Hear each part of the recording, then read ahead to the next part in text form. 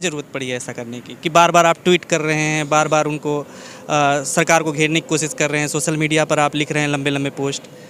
कि तुमसे भी पहले एक तख्ते नसीन था, उसको भी अपने खुदा होने का यकीन था। तो मैंने बस 3 शब्द लिखे कि त्रिपुरा इज बर्निंग, त्रिपुरा जल रहा है। तो उस चीज़ को लेकर इन्होंने यूएपीए लगा दिया। तो 2 नाम है, वो सारे के सारे मुस्लिम नाम हैं। उन मुस्लिमों पे ये दिखाने के लिए देखो हमने हिंदू पे भी लगाया है, इसलिए इन्होंने मेरा नाम डाल दिया। देखिए मेरी खुद की अगर जनने की बात करूं तो मैं एक समय पर भाजपा का समर्थक हुआ करता था। 1-2 मुस्लिम ये प्रवक्ता भी रखते हैं, आप देखेंगे गोदी मीडिया में भी, जो इनका मीडिया है इस समय, वहाँ पे भी इन्होंने 1-2 मुस्लिम पत्रकार रखे हुए हैं, चाहे रूबिका लियाकत हो। नहीं, हम ब्राह्मणों की मीडिया नहीं है, हम ठाकुरों की मीडिया नहीं है। हमारे यहाँ देखो मुस्लिम भी हैं, हमारे यहाँ 1-2 दलित भी है। इस देश में इस समय मुस्लिमों के साथ क्या हो रहा है, उसके बावजूद अगर वो टीवी पे आकर ये कहते हैं कि योगी इज़ द बेस्ट, उसके बाद भी अगर वो ये कहते हैं कि आप थकते क्यों नहीं हैं। अभी तक आप देख रहे हैं उमर खालिद हो या चाहे जैसे लोग, सब लोग जेल में हैं। आप बताइए कि इस देश के मंत्री एक स्टेज पर जाकर ये बोलते हैं कि गोली मारो, कार उस स्तर पर जाके भी गिर रही है कि लोगों को जिन्होंने क्राइम किया भी नहीं है उनको एक क्रिमिनल की तरह पेश कर रही है। और इनका ट्रेंड वही वाली बात है कि अब इनका झोला उठाने का वक्त आ गया है। बाबा जी दोबारा गोरखपुर जाएंगे और मोदी जी दोबारा गुजरात जाएंगे और इस देश की जनता इस प्रशासन करेगी। पे ये एडिटर गिल्ड्स ऑफ इंडिया का भी कमेंट आया है। नमस्कार, आप देख रहे हैं फोरम 4 और मैं हूं प्रभात। आज हम एक विषय पे बात करने वाले हैं। आपको जैसा कि पता है, अनलॉफुल एक्टिविटीज़ प्रिवेंशन एक्ट जो है वो यूएपीए, उसका उपयोग इस तरीके से हो रहा है आजकल, दुरुपयोग हो रहा है दरअसल, कि टाडा पोटा तो ख़त्म हो गए, लेकिन जब ये आया 1967 के बाद, अब जो 2019 का संशोधन हुआ उसके बाद आपको हर जगह ऐसे लोग मिलेंगे जिनके ऊपर यूएपीए लगा हुआ है, यानी कि आतंकी गतिविधियों में संलिप्त है, ऐसा पुलिस मान रही है। और आज हम एक ऐसे ही पत्रकार के साथ हैं, श्याम मीरा सिंह हैं, जो कि पत्रकार हैं, आज तक से भी निकाले गए, और अब जो है जिस तरीके से इनके ऊपर यूएपीए लगा है उसको लेकर के बात करेंगे। त्रिपुरा मामले में आपका एक जो ट्वीट था, एक ट्वीट की वजह से यूएपीए लगा दिया गया, किस तरीके से आप इसको मानते हैं? क्या लगा आपको ये सुन करके कि यूएपीए आपके ऊपर लग गया? पहले तो मैं बताना चाहूँगा कि वो ट्वीट क्या था। वो ट्वीट था त्रिपुरा इज बर्निंग, यानी त्रिपुरा जल रहा है।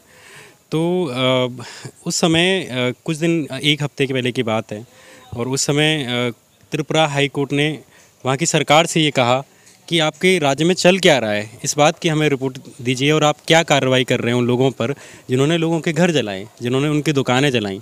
और इसी चीज़ को लेके मैंने बस 3 शब्द लिखे कि त्रिपुरा इज बर्निंग, त्रिपुरा जल रहा है। तो उस चीज़ को लेकर उन्होंने यूएपीए लगा दिया। तो अगर आप मुझसे पूछते हैं कि मैं इसके बारे में क्या सोचता हूँ, तो मेरा पहला रिएक्शन, मतलब इस पर सबसे पहले जैसे ही मुझे पता चला कि मुझ पर यूएपीए लगा दिया गया है, तो पहली बार मुझे हंसी आई और एक मन में एक बड़ा ही दुख हुआ कि हम किस दौर में आ गए कि जिस यूएपीए में करीब, उस कानून में करीब 50 पेज होंगे और उसमें केवल 3 शब्द के लिए एक यूएपीए लगा दिया जाता है, और एक आदमी पर नहीं, 102 लोगों पर यूएपीए लगाया गया है। मतलब ऐसे बांटा जा रहा है यूएपीए जैसे कोई स्कॉलर से बांटी जा रही हो, जैसे कोई कोरोना वॉरियर के सर्टिफिकेट बांटे जा रहे हो। तो ये अपने आप में हास्यास्पद तो है ही, लेकिन दुखद और ख़तरनाक भी है, जिसे सारे लोगों को सोचना चाहिए कि हम किस दौर में आ गए कि अगर पत्रकार जनता की बात नहीं बोलेंगे, अगर पत्रकार ये इन घटनाओं के बारे में नहीं बताएंगे कि त्रिपुरा में क्या हो रहा है, बंगाल में क्या हो रहा है, कश्मीर में क्या हो रहा है, या उत्तर प्रदेश में क्या हो रहा है, तो आप बताइए क्या आपकी इन्फॉर्मेशन का सोर्स भाजपा के मंत्री होंगे? क्या भाजपा के नेता आपको बताएंगे कि वहाँ पे हम उनके घर जला रहे हैं? क्या आपको एबीपी के लोग बताएंगे कि हमने फलाने स्टूडेंट को पीटा है? क्या आपको बजरंग दल के लोग बताएंगे कि हम मुस्लिम को पीट के आए? तो पत्रकार नहीं बोलेंगे तो आखिर कौन बोलेगा? सुप्रीम कोर्ट के पूर्व जज, 4 जजों ने कहा था यूएपीए को ख़त्म करने का समय है, और तमाम तरीके के जब सुनवाई हुई उसमें भी कहा गया यूएपीए का गलत इस्तेमाल हो रहा है, चाहे वो यूपी में हो, हर जगह। तो इसके बाद भी सरकार जिस तरीके से कर रही है वो आपको क्या लगता है कि मतलब कि ये आवाज़ को दबाने के लिए कर रही है या किस तरीके की ये? देखिए, अगर हम अपने संविधान के बारे में पढ़ते हैं तो हमारे संविधानविदों ने, बाबा साहब अम्बेडकर ने, नेहरू ने, चाहे हमारे पहले राष्ट्रपति ने, जो इस देश की कल्पना की वो यही थी कि एक कल्याणकारी राज्य होगा। कल्याणकारी एक मतलब वेलफेयर स्टेट, और ये एक पूरा पॉलिटिकल साइंस में एक कंसेप्ट है कि एक ऐसा राज्य है जो लोगों के अपने नागरिकों के कल्याण के लिए सोचेगा, उनको फ्री एजुकेशन देगा, फ्री हेल्थ देगा, फ्री ट्रांसपोर्टेशन के लिए कोशिश करेगा। तो एक सरकार जिसको इसलिए चुना जाता है कि वो इस देश को कल्याणकारी राज्य बनाएगी, वो सरकार अपने यहाँ के नागरिकों को यूएपीए जैसे कानूनों से दबा रही है। अब वहाँ पे अगर बात देखने की करें या इस चीज़ के बारे में बात करें यूएपीए के बारे में, तो ये कोई पहली बार नहीं लगाया है। करीब अभी मैंने बात की थी, मुझे बहुत सारे लोगों ने बताया कि यूपी में करीब ऐसे सैकड़ों लोग हैं जिन पर यूएपीए लगाई जा चुकी है और उनके बारे में कोई बात ही नहीं हो रही। इस मामले में भी एक साथ 102 लोगों को लगाया गया। तो ये हर ऐसी वॉइस जो इनसे सवाल कर सकती है, हर वॉइस अगर देखिए, अगर कोई बजरंग दल के लोग, अगर एबीपी के लोग अगर किसी की दुकान जलाते हैं और अगर कोई ये कहते कि ये दुकान जलाई जा रही है और ये एबीपी वालों ने जलाई है, तो उसको यूएपीए लगा दो। अगर किसी की हत्या की जा रही है और उस भीड़ ने हत्या किया कि देखिए पहलू खान को मार दिया गया या बाकी लोगों को जिस तरह से मारा गया, अगर किसी ने इसके बारे में रिपोर्टिंग कर दी तो आप यूएपीए लगा दो। आप देखेंगे कि मिड डे मील में जब एक पत्रकार ने यूपी में ये बताया कि मिड डे मील में जो खाना आता है बच्चों का उसमें गड़बड़ी है, उसमें बड़े स्तर पर भ्रष्टाचार है, तो उस पत्रकार पर भी इन्होंने यूएपीए लगा दिया। तो ये सरकार की एक कामयाबी भी मान लीजिए और चाहे इस सरकार की विफलता मान लीजिए कि इस सरकार में कुछ भी हो सकता है और लोग ये मान के चल रहे हैं कि ये कुछ भी कर सकते हैं और किसी भी नीचता तक, किसी भी हद तक ये गिर सकते हैं। आप देखेंगे कि भीमा कोरेगांव मामले में ऐसा बताया जाता है बहुत सारे लोगों के द्वारा कि इन्होंने कुछ लोगों को टारगेट किया, कुछ लोगों को पकड़ा, जबकि वहाँ पर जो मारपीट की गई थी वो एक खास समूह के द्वारा की गई थी और वो भाजपा और आरएसएस के समर्थकों के द्वारा की गई थी। लेकिन इन्होंने किसको पकड़ा? जो रैली वाले लोग थे, जो पत्रकार थे या जो एक्टिविस्ट थे या जो लेखक थे, इन्होंने उनको पकड़ा। और फिर बताया जाता है कि उनके फ़ोन में खुद टेक्निकलिटी से फिजिंग करके और उनमें कुछ ऐसी चीज़ें डाल दी ताकि उन पर केस बनाया जा सके। तो ये सरकार उस स्तर पर जाके भी गिर रही है कि लोगों को जिन्होंने क्राइम किया भी नहीं है उनको एक क्रिमिनल की तरह पेश कर रही है। मेरे मामले में भी यही, बाकी लोगों ने भी जो यूएपीए जिन पर लगाया गया है उनके भी अगर आप देखेंगे 18-18 साल के बच्चे हैं, 4 फॉलोअर हैं उनके, केवल 4 फॉलोअर। आप बताइए कि इस देश के मंत्री एक स्टेज पर जाकर ये बोलते हैं कि गोली मारो सालों को, देश के गद्दारों को, है ना। पहले तो आप तय करिए कि देश के गद्दार कौन है। अब मोदी के खिलाफ बोलना, सरकार के खिलाफ बोलने वालों को भी आप गद्दार बोलते ही हैं। अगर आप उन सबको मार देना चाहते हैं तो ये अपने आप में देशद्रोह है। उन पे कोई देशद्रोह नहीं लगता, और लेकिन 4 फॉलोअर वाले बच्चे पे एक पे यूएपीए लग जाता है जिस पे एक लायक भी नहीं आया। आप बताइए कि वो लड़का कैसे आपके दंगे फैला रहा है, कैसे वो 4 फॉलोअर वाला लड़का आपके राज्य में यूएपीए लगने लायक हो जाता है। तो ये सवाल हम सबको सोचना चाहिए। त्रिपुरा इज बर्निंग 3 शब्द हैं और आपने लिखा, और ऐसा मतलब क्या ज़रूरत पड़ी है आपको अकेले को, पत्रकार होने के नाते, कि आप लिख रहे हैं, बार बार गृह मंत्री को टैग कर रहे हैं, प्रधानमंत्री मोदी को टैग कर रहे हैं और बार बार त्रिपुरा इज बर्निंग लिख रहे हैं। मतलब आप अकेले पत्रकार होकर के ऐसा करने की क्या ज़रूरत पड़ी आपको? नहीं, मुझे लगता है कि आप इस मामले से वाकिफ़ नहीं हैं। शायद इसलिए आपको ऐसा लगा कि मैं अकेला पत्रकार हूँ। जिन पर यूएपीए लगाई गई है उनमें से 4 ऐसे पत्रकार हैं जिनको मैं जानता हूँ। 2 फ्रीलांस पत्रकार हैं और एक मकतूब मीडिया से जुड़े हुए हैं। तो 4 तो यूएपीए के अंदर ही पत्रकार हैं। बाकी आप देखिए कि राहुल गांधी तक ने इस पर ट्वीट किया है त्रिपुरा को लेके, और ऐसे तमाम पत्रकारों ने इस पर ट्वीट किए थे, बाकी लोगों ने भी किए हैं और बीबीसी ने भी रिपोर्ट किए हैं, है ना। तो बहुत सारे लोगों ने किए हैं, लेकिन मैं शायद इनके टारगेट में रहा हूँगा। या आप जिस तरह से देखेंगे कि जो 102 नाम है वो सारे के सारे मुस्लिम नाम हैं। उन मुस्लिमों पे ये दिखाने के लिए देखो हमने हिंदू पे भी लगाया है, इसलिए इन्होंने मेरा नाम डाल दिया। एक होता ना जैसे केक के ऊपर चेरी होती है, तो चेरी के रूप में मुझे यूज किया है। ये लोग एक घृणा का एक साम्राज्य खड़ा कर रहे हैं जिसके केंद्र में मुस्लिम है और जिसका मुख्य उद्देश्य ओबीसी दलितों की लीडरशिप को बगल में करना है, ताकि लोग अखिलेश यादव को वोट ना दें, ताकि लोग लालू प्रसाद यादव को वोट ना दें, ताकि लोग जो दलितों की लीडरशिप खुद की, जो दलित वोटर पहले क्या करता था कि वो बाकी पार्टियों को वोट देता था, बाकी समाज के लोगों को चुनता था। लेकिन दलित समाज जब जागा कांसीराम जी के समय से, अम्बेडकर साहब के समय से, उसने फिर शुरू किया कि वो दलितों को ही वोट देने लग गए। यादव अपने ही नेता को वोट देने लग गए, अपने ही रिप्रेजेंटेशन के लिए। क्योंकि इस देश की अगर हम न्यायपालिका को देखें तो उसमें भी केवल कुछ ही कास्ट के लोग हैं। आप IAS IPS की लिस्ट देखें, उसमें भी कुछ ही कास्ट के लोग हैं। आप अभी भी अगर विधानसभा और उत्तर प्रदेश की विधानसभा या हमारे देश की संसद को भी देखेंगे, उसमें भी आपको दिख जाएगा कि एक कास्ट और एक धर्म का ही प्रभुत्व है। तो उस प्रभुत्व को तोड़ने के लिए रिजर्वेशन लाया गया, और उसी के तहत जो लीडरशिप उभर के आ रही कि हम वोट हमारा, राज तुम्हारा नहीं चलेगा, उस पूरे कंसेप्ट को बगल में करने के लिए ये लोग हिंदू मुस्लिम का लेके आए। तो इन्होंने इसमें भी आप देखेंगे कि इन्होंने मुस्लिमों की टारगेट किया ताकि कोई केस बड़ा ना बने, क्योंकि इन्होंने मुस्लिमों के प्रति एक पूरा पूर्वाग्रह और एक पूरा साम्राज्य खड़ा कर दिया है कि आप अगर किसी समाज को, जैसे JNU के बारे में ये कर दिया कि ये देशद्रोही हैं। अब कोई JNU में आके मारपीट कर जाए, कोई बम लगाया जाए, कोई पत्थर फेंक जाए, जनता कभी भी JNU के साथ नहीं देगी, क्योंकि आपने पहले ही उसको इतना जनता के अंदर इतना उसके प्रति जहर बढ़ दिया है, उसके बारे में इतना झूठ बोल दिया है कि जब आपने किसी एक आदमी को, एक समूह को, एक धर्म को, अगर आपने ये साबित करने में अगर आप सफल हो गए कि ये लोग क्रिमिनल हैं, तो उसके बाद आप फिर उनके साथ कुछ भी करिए, जनता आपके साथ होगी। तो ऐसे इन्होंने मुस्लिमों के साथ यही किया कि मुस्लिमों को इन्होंने जिहादी बताया, इन्होंने मुस्लिमों को इस तरह से प्रोपेगेट किया कि इनकी जनसंख्या बढ़ रही है और देश पे कब्जा कर लेंगे। फिर ये तालिबान, पाकिस्तान और बांग्लादेश इन सबको दिखाते हैं।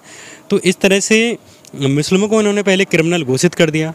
उसके बाद अब ये जो भी करते हैं, चाहे ये मुस्लिमों के लिए ट्रिपल कानून लेके आएँ, ट्रिपल तलाक वाला, चाहे ये 370 हटाएँ, इनके सारे जितने भी कानून हैं, इनकी जितनी भी योजनाएं, उनके सबके केंद्र में मुस्लिम है। अब इन्होंने मुस्लिमों को पहले ही क्रिमिनल तो बना ही दिया, अब उसके बाद अब ये जो भी करते हैं ये रिहा हो जाते हैं इधर। तो इस वाले मामले में भी इन्होंने यही किया कि क्योंकि इन्होंने पहले ही बता दिया कि समाज में कि मुस्लिम तो आतंकवादी होते हैं, अब उसके बाद मुस्लिमों का कितना भी नाम डाल लें, जनता यही समझेगी कि मुस्लिम तो ऐसे ही होते हैं। तो इन्होंने जो मेरा नाम डाला है केवल एक का, वो इन्होंने ऐसे ही डाला है कि इनका एक नफ़रत और घृणा का एक बड़ा सा साम्राज्य है, और जिसको नज़र ना लगे, जैसे एक टीका लगाया जाता है, तो वो नज़र के टीके लगाने के रूप में मेरा नाम लिया है इन्होंने। मेरा नाम केवल उस साम्राज्य को नज़र ना लगे उस टीके के रूप में किया है। जैसे आप देखेंगे कि एक मकान होता है बड़ा सा, बड़ी सी हवेली होती है, और उस पर एक काला सा एक फ़ोटो होता है जिस पर लिखा होता है कि बुरी नज़र वाले तेरा मुँह काला। तो इनका जो नफ़रत का जो साम्राज्य जो चल रहा है, जिसके बेसिस पर ये गुजरात से दिल्ली पर राज करने आ गए, जिसके बेस पे आज ये लोकसभा में बहुमत में है, जिसके बेस पे ये राज्यसभा में बहुमत में है, जिसके बेस पे ये अलग अलग राज्यों में सरकार बना बैठे, उस साम्राज्य को नज़र ना लगे, उसके लिए ये हमेशा ऐसा करते हैं कि मुस्लिमों को चंग में लेते हैं और एक दो हिंदू डाल देते हैं। जैसे सुधा भारद्वाज हुई, चाहे नताशा नरवाल हुई दिल्ली दंगों वाले मामले में, इनको टारगेट उमर खालिद ही करना था, इनको खालिद सैफ़ी ही टारगेट करने थे, लेकिन उन्होंने बाकी एक दो हिंदू नाम ले लिए ताकि लोगों को ये लगता रहे, ताकि ये बाकी लोगों से भी कहते हैं कि देखो हमारे साथ तो हमने तो हिंदुओं पे भी लगाया है, हम केवल एक ही धर्म को टारगेट नहीं कर रहे। लेकिन पूरी दुनिया को पता है, और ये लोग खुद जानते हैं, इनके मंत्रियों को पता है, इनके सांसदों को पता है, इनकी जनता को पता है कि ये मुस्लिमों को ही टारगेट कर रहे हैं, और क्यों कर रहे हैं ये भी पता है। तो आप अगर जैसे इनकी पार्टी में भी देखें कि इन्होंने दो प्रवक्ता रखे हुए हैं, शाहनवाज और ये बाकी जो भी हैं, तो एक दो मुस्लिम ये प्रवक्ता भी रखते हैं। आप देखेंगे गोदी मीडिया में भी, जो इनका मीडिया है इस समय, वहाँ पे भी इन्होंने एक दो मुस्लिम पत्रकार रखे हुए हैं, चाहे रूबिका लियाकत हो, चाहे अंसारी साहब हो। हालांकि वो अच्छे इंसान हैं, मैं ये नहीं कहता कि वो बहुत ख़राब होंगे, लेकिन अपनी रोजी रोटी के लिए भी उन्होंने इस तरह की चीज़ें कर रहे हैं। उनको इन्होंने इसलिए रख रखा है कि गोदी मीडिया ये क्लेम कर सके कि नहीं, हम ब्राह्मणों की मीडिया नहीं है, हम ठाकुरों की मीडिया नहीं है, हमारे यहाँ देखो मुस्लिम भी हैं, हमारे यहाँ एक दो दलित भी है, हमारे यहाँ एक दो यादव भी है। तो ये जो मुस्लिम एंकर रखे हुए हैं, जो मुस्लिम प्रवक्ता भाजपा ने रखे हुए हैं, वो जैसे गांव में एक होता था ना कि 11 लोगों की टीम होती थी, 10 लोग हम वैसे ही रख लेते थे, लेकिन एक खिलाड़ी हम इसलिए रखते थे ताकि अगर गेंद हमारी नाली में जाए तो नाली में से कोई गेंद निकाल लाए। तो ये जो मुस्लिम प्रवक्ता इन्होंने भाजपा ने रखे हुए हैं, या मेरे जैसे जो लोग रखे हुए हैं, वो इनकी नाली में से गेंद निकालने के लिए हैं। तो आप इसको बस, ये जो पूरा मुद्दा है 102 लोगों पे UAPA लगाने का, वो मेरे अधिकारों का बिल्कुल नहीं है। मैं इस चीज़ को मैं बिल्कुल स्पष्ट करना चाहता हूँ कि ये यूएपीए का मुद्दा श्याम मीरा सिंह का मुद्दा नहीं है, ये मुस्लिम एट्रोसिटीज़ का मुद्दा है, ये उन 102 निर्दोष लोगों का मुद्दा है, और ये पूरी मुस्लिम आवाम की जिंदे रहने का सवाल है, उनके बोलने का सवाल है। ये मेरे अधिकारों की लड़ाई नहीं है। सवाल वही है फिर से एक बार कि रूबिका लियाकत आप क्यों नहीं बन सकते हैं? मतलब आप भी तो बन सकते हैं रूबिका लियाकत और तमाम लोग जो पत्रकारिता कर रहे हैं। आपको क्या ज़रूरत पड़ी है ऐसा करने की कि बार बार आप ट्वीट कर रहे हैं, बार बार उनको सरकार को घेरने की कोशिश कर रहे हैं, सोशल मीडिया पर आप लिख रहे हैं लंबे लंबे पोस्ट? देखिए, मेरी खुद की अगर जर्नी की बात करूं तो मैं एक समय पर भाजपा का समर्थक हुआ करता था। मैं अपने स्कूल के दिनों में आरएसएस का समर्थक हुआ था। लेकिन जी विश्वविद्यालय किस लिए बनाए हैं, यूनिवर्सिटियां इसलिए बनाई हैं ताकि जो भी हमारे अंदर गंदी मानसिकता है या जो भी हमारे अंदर पूर्वाग्रह हैं उनको हम यहाँ धो सकें। तो विश्वविद्यालय इंसानों के मस्तिष्क का सर्फ एक्सल है, जहाँ पे वो अपने मस्तिष्क की सफाई कर सकें। तो जब मैं आईआईएमसी आया, जेएनयू आया, अपने दोस्तों से मिला, तमाम प्रोफेसर से मैंने बात की, तमाम लोगों को देखा, तब मुझे इस प्रोपेगेंडा के बारे में पता चला कि ये प्रोपेगेंडा किस तरह से काम करता है, कैसे लोगों को मैनिपुलेट किया जाता है, कैसे झूठ को बेचा जाता है, कैसे लोगों के मन में झूठ भरा जाता है, घृणा भरी जाती है। तो मेरी जो जर्नी रही है उसके पीछे तो एक पूरी एजुकेशन सिस्टम काम करता है, उसके पीछे यूनिवर्सिटियों के विचार काम करते हैं, उसके पीछे डिबेट हैं बहुत सारी। उसके बाद मैं इस कंक्लूजन पे आया। शायद रूबिका लियाकत उस हिम्मत को ना जुटा पाई हों, शायद उनको इस तरह की एजुकेशन ना मिली हो। मैं उनके प्रति सहानुभूति रखता हूँ कि अगर वो ये जानते हुए भी कि इस देश में इस समय मुस्लिमों के साथ क्या हो रहा है, उसके बावजूद अगर वो टीवी पे आकर ये कहते हैं कि योगी इज़ द बेस्ट, उसके बाद भी अगर वो ये कहते हैं कि आप थकते क्यों नहीं हैं, तो ये सवाल उनको शायद, मैं तो इस बात को अब भी मानता हूँ कि शायद अगर एक दिन ऐसा आएगा जब वो इस बात पर विचार करेंगी कि सैलरी इम्पोर्टेंट नहीं थी, सच बोलना इम्पोर्टेंट था, जो उन्होंने नहीं बोला। तो आप सच बोल रहे हैं, ये आप लोगों को दिखा रहे हैं, लेकिन ये कितना कामयाब हो पाएगा कि अब यूएपी आपके ऊपर लगा दिया गया, हो सकता है आपको जेल में डाल दिया जाए। क्या लोग निकलेंगे फिर उसके बाद घरों से? जब जो है अभी तक आप देख रहे हैं उमर खालिद हो या चाहे जैसे लोग, सब लोग जेल में हैं, जेल में मौत भी हो जा रही है लगाने के बाद यूएपी। जैसे रवीश कुमार जी को, एक जो कि पत्रकार ही हैं, आप सब लोग परिचित हैं, तो रवीश कुमार जी को जब पहली एक रेमन मैग्सेसे पुरस्कार मिला, जो पत्रकारिता का पूरी दुनिया का सर्वश्रेष्ठ पुरस्कार है, और वो जो हमारे देश के रवीश कुमार जी को मिला, तो उन्होंने उस पुरस्कार समारोह के दौरान एक बात कही थी कि सारी लड़ाइयाँ इसलिए नहीं लड़ी जाती कि वो जीतनी हैं, कुछ लड़ाइयाँ इसलिए लड़ी जाती हैं ताकि ये कहा जा सके कि जब वो लड़ने का वक्त था, वहाँ पे लड़ने वाले थे, कुछ लोग थे जो लड़ रहे थे, कुछ लोग थे जो बोल रहे थे। तो लड़ने वालों की संख्या के आगे शून्य ना लिखा जाए, इसलिए भी कुछ लड़ाइयाँ लड़ी जाती हैं। अंग्रेजी में भी एक कहावत थी जिसका मैं एक हिंदी बता देता हूँ कि जब पूरी दुनिया शांत हो तब एक अदब आवाज़ भी ताकतवर बन जाती है। आप भी देखेंगे कि रात में जब पूरा सन्नाटा होता है तब घड़ी की टिक टिक की आवाज़ आती है। मुझे लगता है कि जब अगर ऐसा दौर जहाँ पर सारे चैनल, जितने भी मेन स्ट्रीम मीडिया है, चाहे वो आज तक हो, चाहे एबीपी न्यूज़ हो, चाहे जितने भी जैसे कि न्यूज़ 18 वगैरह जो अंबानी का चैनल है, उन सारे पे जिस तरह के पत्रकार बैठाए जा रहे हैं, वेबसाइटों पर जिस तरह के लोग बैठाए जा रहे हैं, यूट्यूब पर जिस तरह के लोग बैठाए जा रहे हैं, तो अगर उनके बीच में अगर मेरा एक ट्वीट अगर कोई काम कर रहा है, तो मुझे लग रहा है कि ये जैसे रात में घड़ी की टिक टिक टिक टिक की आवाज़ आती है, शायद ये आवाज़ लोगों को सुनाई दे। तो आज जिस तरीके से हावी है पूरा बीजेपी, हर जगहों पे है, और चुनाव भी छोटे छोटे हो रहे हैं, उसमें भी दिखा रही है कि हम जीत रहे हैं। क्या लगता है कि विपक्ष और सारी चीज़ों की आवाज़ जिस तरीके से दबती जा रही है, यूएपी हर चीज़ से, ये ऐसी दबती रहेगी, या कभी आने वाला समय जैसे चुनाव भी हैं तमाम जगहों के, उनको लेकर के कामयाब होती दिखाई दे रही है? क्योंकि हर जगह हिंदू मुसलमान और दंगे और तमाम चीज़ें निकल करके सामने आ रही हैं। देखिए, इसमें एक शेर मैं बताऊंगा कि एक शेर है, नाम नहीं पता कि किसने ये लिखा था। वो शेर ऐसे था कि तुमसे भी पहले एक तख्ते नसीन था, उसको भी अपने खुदा होने का यकीन था। तो ऐसे लोग जिनको ये लगता है कि मोदी का राज नहीं जाएगा, अब तो मोदी के राज में हम कुछ भी कर सकते हैं, तो वो एक बड़ी गलतफहमी में है। आप एक इसके अलावा दूसरी बात जो आपने कही कि क्या ये वक्त बदलेगा, तो इसके बारे में अंग्रेजी में ही एक कहावत है जो शायद विक्टर ह्यूगो ने कही होगी कि no one can stop an idea whose time has कम।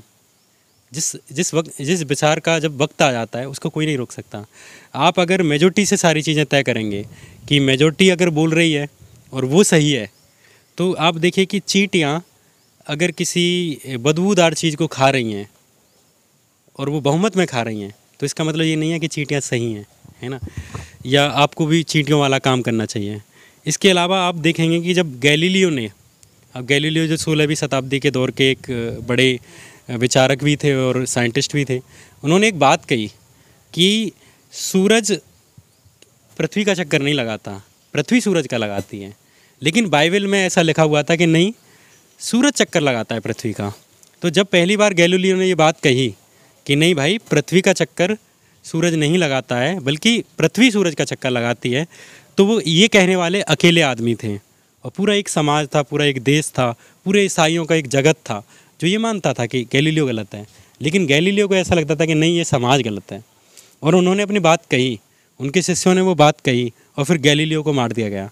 लेकिन ऐसा मारने से ना तो गैलीलियो गलत हुए, न उस बहुमत की वजह से गैलीलियो गलत हुए। लेट अबेर साइंस ने ये बात प्रूव की कि सूरज पृथ्वी का चक्कर नहीं लगाता है बल्कि पृथ्वी सूरज का चक्कर लगाती है। तो कभी भी किसी भी चीज़ को इस तरह से नहीं मापा जाना चाहिए कि बहुमत कोई बात कह रहा है तो वो सही है। अगर बहुमत सही कह रहा होता तो मुझे लगता है कि फिर गैलीलियो हमेशा के लिए गलत साबित होते, लेकिन लास्ट में साइंस जीता। तो मुझे लगता है कि इस देश का भी साइंटिफिक टेम्परामेंट एक दिन जीतेगा। और अगर आप अभी के जो अभी हाल ही में जो उपचुनाव हुए हैं, वहाँ का अगर आप पूरा एक वो देखें कि आप देखिए बंगाल में ये कितनी बुरी तरह से हारे, इतना सारा प्रोपेगेंडा इन्होंने किया, इतनी सारी फौज लगा दी, प्रधानमंत्री हर तीसरे दिन रैली करने जा रहे हैं, ये जानते हुए भी कि इस देश में 4-4 लाख कोरोना केसेज आ रहे हैं, फिर भी वो वहाँ रैलियाँ की, गृह मंत्री ने रैलियाँ की, JP नड्डा ने की। लेकिन वही वाली बात ममता बनर्जी वाली कि नड्डा चड्डा वड्डा हो गया वहाँ। तो बंगाल में ये हार गए, मध्य प्रदेश में भी ये हारे ही थे। अभी जो उपचुनाव हुए हैं वहाँ पे ये हिमाचल में जहाँ इनकी सरकार है वहाँ पर ये 4 सीटें हार गए, 1 लोकसभा की सीट हारे हैं, एक ये वहाँ पर 3 विधानसभा की सीटें हारे हैं, जबकि इनकी सरकार है वहाँ पे। ऐसे ही ये अगर आप राजस्थान के उपचुनावों की बात करें तो वहाँ पर भी ये इनका चौथे पे नंबर आया है, पहले पे नहीं आया, दूसरे पर नहीं आया। वहाँ पे भी ये सारी सीटें हारे हैं। ऐसी एक भी जगह नहीं रही, जैसे अगर आप दादरा एंड नगर हवेली की भी बात करें, वहाँ पर भी इनका वोटिंग शेयर गिरा है। तो आप देखिए कि धीरे धीरे अगर आप जनता में भी जाएंगे तो जनता समझ रही है, इनके झूठ को भी पहचान रही है, और इनका ट्रेंड वही वाली बात है कि अब इनका झोला उठाने का वक्त आ गया है। बाबा जी दोबारा गोरखपुर जाएंगे और मोदी जी दोबारा गुजरात जाएंगे, और इस देश की जनता इस पर शासन करेगी। त्रिपुरा इस मसले पर आपने ट्वीट किया और 102 लोगों के ऊपर जो UAP लगा, उस पर ये एडिटर गिल्ड्स ऑफ इंडिया का भी कमेंट आया है। क्या कहेंगे कि मतलब पत्रकारिता का जो ये समूह है ये किस तरीके से इसका कुछ असर दिखेगा सरकार को? देखिए, अच्छी बात है कि एडिटर्स गिल्ड ऑफ इंडिया ने अपनी कमर दिखाई कि उनकी कमर बची हुई है। बाकी हालांकि उसका प्रभाव बहुत नहीं होता, लेकिन वही वाली बात है कि अगर पूरा दुनिया ही शांत हो तो एक आवाज़ महत्वपूर्ण है। तो उन्होंने अगर ये बात, मैंने भी पढ़ा और मैं उनका दिल से धन्यवाद करता हूँ। हालांकि धन्यवाद कहने जैसी चीज़ नहीं है, क्योंकि हम सारे लोग इस लोकतंत्र की खूबसूरती के लिए लड़ रहे हैं, पत्रकार लड़ रहे हैं, छात्र लड़ रहे हैं, लेकिन फिर भी धन्यवाद एक दूसरे का बनता ही है। तो वो जो उन्होंने किया है वो अच्छा किया है, लेकिन मुझे नहीं लगता कि इस सरकार की प्रकृति पर उसका कोई असर होने वाला है। पर फिर भी धीरे धीरे ही एक एक बूंद से घड़ा बढ़ता है। विश्व हिंदू परिषद ने जो किया त्रिपुरा पे, आप उसको किस तरीके से मतलब देखते हैं कि मतलब वो सही घटना थी जिसके बारे में अफवाह कह रही है सरकार? हाँ, मैं उसके बारे में थोड़ा डिटेल में बता देता हूँ कि बांग्लादेश में दुर्गा पूजा के दौरान और कुछ अराजकवादी तत्वों ने, चाहे हम कह सकते हैं कि इस्लामिक जो कट्टरपंथी लोग हैं, उन्होंने कुछ पत्थरबाजी की या गाली गलौज की, इस तरह की घटनाएं सामने आईं बांग्लादेश में। तो उसकी प्रतिक्रिया के स्वरूप इन लोगों ने, भाजपा के लोगों ने ये कहना शुरू किया कि आप बांग्लादेश नहीं जा सकते तो आप भारत में इसका जवाब दीजिए। उन लोगों पे अभी तक UAP भी नहीं लगी है। अगर इसी के बाद फिर विश्व हिंदू परिषद ने एक रैली निकाली और फिर निर्दोष लोगों के घर जलाए गए, जिनका कोई बांग्लादेश से कोई मतलब नहीं है, जिन्होंने कभी कुछ किया ही नहीं। और त्रिपुरा में ये पहली बार हो रहा है कि हिंदू मुस्लिम का दंगा हो रहा है, वहाँ कभी नहीं होते, वहाँ पहली बार ये सब चीज़ें हो रही हैं। लेकिन मैं इसी बात पर मैं एक चीज़ कहना चाह रहा हूँ, उन लोगों से जो इस बात का समर्थन करते हैं कि अगर बांग्लादेश में कुछ हो रहा है तो उसका जवाब भारत में दिया जाए, और वो भी निर्दोष लोगों से लिया जाए। कि अगर आप ये बताइए कि इस देश में चर्च तोड़ी गई हैं, चर्चों पर पत्थर फेंके गए हैं, जिस तरह से मस्जिद भी जलाई गई, मस्जिद एक तोड़ी भी गई, अगर इसी तरह से अगर अरब देश बदला लेना शुरू कर दें, इतने सारे पूरी दुनिया में सबसे ज़्यादा प्रवासी भारतीय हैं, भारतीय लोग बाहर जाके काम करते हैं, यूरोप में जाके भारतीय लोग सबसे ज़्यादा हैं, और अमेरिका में भारतीय ज़्यादा हैं, सऊदी अरेबिया कुवैत में भारतीय लोग ज़्यादा हैं। अगर ईसाइयों ने ये करना शुरू कर दिया कि आप हमारी चर्चें भारत में जला रहे हो, हम यहाँ पे आपको पीटना शुरू करेंगे, उनके घर जलाएं, तब आप क्या मानेंगे? इस तरह से तो मुस्लिमों की जो भारत, हिंदुओं का तो केवल एक ही देश है, एक नेपाल है, लेकिन मुस्लिमों को तो करीब 30-40 देश हैं। आप ये सोचिए कि अगर वो 30-40 देश अगर निर्दोष लोगों से बदला लेना शुरू कर दें, तब आपको क्या लगेगा? और बांग्लादेश में भी आप ये देखिए क्राइम्स एक समाज में होते हैं, इस बात को आप भी मानेंगे और सब लोग मानेंगे कि हत्याएँ, बाकी चीज़ें, चोरी, ये चीज़ें सदियों से हो रही हैं और आगे भी होंगी, चाहे कितनी भी टेक्नोलॉजी आ जाए, चाहे कितने भी लोग इंसान अच्छे हो जाएं। देवता और अच्छे लोगों और बुरे लोगों वाला एक कंसेप्ट हमेशा रहता है। लेकिन वहाँ पर जो महत्वपूर्ण बात यह है कि वहाँ का जो राजा है, वहाँ का जो शासक है, प्रधानमंत्री है या मुख्यमंत्री है, वो कैसे रिएक्ट कर रहा है पीड़ितों के प्रति। आप बांग्लादेश में देखिए, बांग्लादेश में जब इस तरह की घटनाएं हुई, मामूली घटनाएं हुई, उसके बाद देखिए कि वहाँ की सरकार ने 400 लोगों पर केस किया, 400 मुस्लिमों पर केस किया, जबकि मुस्लिमों की सरकार है, मुस्लिमों का देश है, बावजूद उसके उन्होंने 400 लोगों पर केस किया। लेकिन क्या त्रिपुरा पुलिस ने 4 भी लोग पकड़े? क्या त्रिपुरा पुलिस ने किसी भी आदमी पर यूएपीए लगाया जिन लोगों ने उनके घर जलाए? वहाँ की प्रधानमंत्री उस पर वक्तव्य देती हैं और भाषण देके कहती हैं कि हम इस पर कार्रवाई करेंगे, और हमने कार्रवाई की है। और हम भारत सरकार से भी अपील करते हैं कि वो भी अपने यहाँ पर शांति और सौहार्द का माहौल बनाए, ताकि वहाँ पर अगर किसी मुस्लिम को परेशान किया जाए तो यहाँ पर हिंदुओं को ना किया जाए। तो वहाँ की प्रधानमंत्री 2-4 घटनाओं पर वक्तव्य दे देती है, लेकिन त्रिपुरा के मुख्यमंत्री इस बात पर नहीं बोलते हैं कि मुस्लिमों के साथ हुआ जो गलत हुआ। यहाँ के देश के प्रधानमंत्री, गृह मंत्री, किसी का एक का बयान नहीं आता। भाजपा के एक मंत्री, एक विधायक का बयान नहीं आता कि मुस्लिमों के जो घर जलाए गए वो गलत जलाए गए। तो बात पूरी यही है कि चलो गुंडों ने जो भी किया वो ठीक है, जैसा भी था, लेकिन शासक कैसे प्रतिक्रिया दे रहा है? क्या शासक अपनी जनता के साथ खड़ा है? क्या शासक पीड़ितों के साथ खड़ा है? तो वही वाली बात है कि यहाँ पर ऐसा नहीं हुआ। इवन बांग्लादेश जैसे देश में, जिसको हम बहुत ज़्यादा लोकतांत्रिक भी नहीं मानते हैं, जो कि खुद अपने आप को इस्लामिक स्टेट मानता ही है, लेकिन हम तो अपने आप को डेमोक्रेटिक मानते हैं, हम तो अपने आप को सेकुलर देश बोलते हैं। प्रधानमंत्री विदेशों में जाके ये बात बोलते हैं कि हम गांधीवादी देश हैं, कि हम विश्व के सबसे बड़े लोकतांत्रिक देश हैं। आप कैसे लोकतांत्रिक देश हैं कि आपके देश में निर्दोष लोगों को मारा जा रहा है और आप एक बयान भी नहीं देते?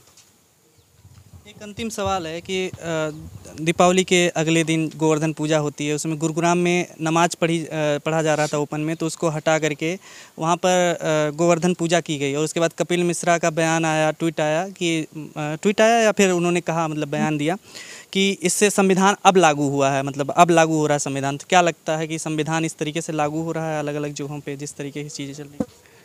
पहली बात तो ये संविधान का अपमान है कि आप ये कह रहे हैं कि संविधान अब लागू हुआ है, तो इसका मतलब ये है कि आप बाबा साहब अम्बेडकर को भी नकारते हैं, जिन्होंने ये संविधान 1950-51 में लागू किया, जिन्होंने 1947 में देश को आज़ाद किया। इसका मतलब आप गांधी को भी नकारते हैं, इसका मतलब आप नेहरू, इसका मतलब आप पटेल को भी नकार रहे हैं कि इस देश में आज जाके संविधान लागू हो रहा है, पहली बात। दूसरी बात कि आप उस गुरुग्राम वाले मामले को अगर थोड़ा सा मैं डिटेल में बताऊं कि वहाँ पर शुक्रवार के दिन कुछ घंटे के लिए कुछ लोग, वहाँ के जो आसपास के लोग हैं, क्योंकि नमाज एक साथ पढ़ी जाती है, नमाज ऐसे नहीं है कि लोग घर में कर रहे हो, उनका एक रूल है कि बाकी दिन आप घरों में करेंगे, बाकी दिन आप अलग कर लेंगे, लेकिन आप शुक्रवार के दिन एक जगह इकट्ठे होंगे, जिसे जुमे की नमाज़ बोला जाता है। तो वो एक कंसेप्ट है जिसके लिए वो कहीं और जगह नहीं है, एक छत पर नहीं बैठ सकते, तो एक खुले मैदान में जाते थे। ऐसा नहीं है कि पब्लिक प्लेसेस पे केवल मुस्लिम ही बैठते हों। आप देखिए कावड़ यात्रा कहाँ निकाली जाती है? सड़कों पर निकाली जाती है। आप देखेंगे कि जितने भी भंडारे लगाए जाते हैं सड़कों पर लगाए जाते हैं, भीड़ इकट्ठा होती है और ट्रैफिक जाम होता है ना। इसके अलावा आप देखिए कि गोवर्धन यात्रा जो पूरी है वो पूरी सड़क पर निकाली जाती है। मैं जहाँ का रहने वाला हूँ, मथुरा का, 84 कोस परिक्रमा, ब्रज परिक्रमा सड़कों पर निकाली जाती हैं। तो ऐसे तमाम हिंदुओं के समारोह हैं, ऐसे तमाम ईसाइयों के भी हैं, बुद्धों के भी हैं, जो सड़कों पर निकाले जाते हैं और पब्लिक प्लेसेस पे किए जाते हैं। अब शादी विवाह भी पब्लिक प्लेसेस पे करते हैं कई बार। आप बाकी कार्यक्रम भी, जब मोदी की रैलियां अगर पब्लिक प्लेसेस पे हो सकती हैं, तो अगर एक धार्मिक समूह है, चाहे वो हिंदुओं का हो, चाहे वो बुद्धों का हो, चाहे वो मुस्लिम का हो, वो कर सकते हैं। और अगर ऐसा सरकार को ये लगता है कि पब्लिक प्लेस पे नहीं करना चाहिए, तो आप जगह दे दीजिए जहाँ पे लोग कर लें, आप पार्क दे दीजिए, कोई और जगह दे दीजिए। तो जो आप इतना भी नहीं कर सकते, तो जो मुस्लिम समाज की ज़मीनें हैं, जो वक्फ बोर्ड की ज़मीनें हैं, जो मुस्लिम समाज की खुद की प्रॉपर्टी है, अब वो जगह दे दीजिए, खाली करा दीजिए दबंगों से। वो जगह दबंगों ने घेर रखी हैं, उनको खाली करा दीजिए ताकि मुस्लिम समाज अपनी वहाँ पे पूजा कर ले। लेकिन आप जाके वहाँ पर विघ्न डालते हैं, और ये गुंडागर्दी है। और जैसे अगर रामायण में भी जो 2-4 प्रसंग दिखाए जाते हैं कि जो भगवान राम के जो गुरु थे, वो इसलिए ही भगवान राम को बचपन में ले गए थे, भगवान राम और लक्ष्मण को, क्योंकि उनकी तपस्या में, उनके यज्ञ में लोग आके विघ्न डालते थे। अब वही राक्षसों वाला काम कर रहे हो और उसी राम के नाम पे कर रहे हो। तो ये जो लोग हैं, ये जिनका भी आपने नाम बताया, कपिल मिश्रा, तो ये लोग आज के ज़माने के राक्षस प्रवृत्ति के लोग हैं, जो किसी भी आदमी के धार्मिक कार्य में जाके विघ्न डालते हैं। ये कोई धर्म नहीं है, ये केवल गुंडागर्दी और आतंकवाद है। अंतिम रूप से आप क्या मैसेज देना चाहेंगे? अब आप लोग क्या करने वाले हैं यूएपीए को लेकर के? आपके ऊपर लग गया जब इसको लेके हम लोग लॉयर्स से बात कर रहे हैं और बहुत सारे लोगों ने सॉलिडेरिटी जताई है। बहुत सारे ऐसे लोग हैं, देश के ही नागरिक हैं, कोई बैंकर्स हैं, कोई वैसे ही काम करता है। एक टेलर था, उसने मुझे मैसेज किया कि मैं आपके लिए कुछ नहीं कर सकता, मैं आपके लिए कपड़े सिल सकता हूँ। तो ऐसे तमाम लोग हैं जो सॉलिडेरिटी में आ रहे हैं। लॉयर्स ने बोला है कि हम साथ देंगे, हम बिना फीस के इन 102 लोगों के लिए लड़ेंगे। तो जो बात आप कह रहे थे ना कि विपक्ष नहीं है, मैं कह रहा विपक्ष इस देश की जनता में। आप देखिए कि इतने सारे लोग इस मामले पे भी खड़े हो गए, तो वो सारे लोग समर्थन कर रहे हैं। हम लोग सुप्रीम कोर्ट में जाएंगे, PIL दाखिल करेंगे, हमारे वकील इस मामले पर बात कर रहे हैं। तो मैं उन जो भी लोग 102 लोगों की चिंता कर रहे होंगे, मैं उनको आश्वस्त करना चाहूँगा कि उनके लिए भी हम फिनांशली या इकोनॉमिकली, जैसे भी लीगली जितनी भी लोग मदद हो पाएगी, जैसे भी कर पाएंगे। अब मैं कोई अंबानी तो हूँ नहीं, मेरी खुद की सैलरी बहुत कम है, मेरा खुद का एक परिवार है, लेकिन हमारी जो भी सक्षमताएं होंगी, उनमें जो भी सारे लोग मिल के कर पाएंगे वो करेंगे। लेकिन किसी के भी साथ इंसाफ ना हो, इसको सुनिश्चित करेंगे। शुक्रिया हमसे बात करने के लिए श्याम मीरा से। जी थैंक यू सो मच। खबरों में बने रहने के लिए फोरम 4 को सब्सक्राइब करें और नोटिफिकेशन पाने के लिए बेल आइकन दबाएं।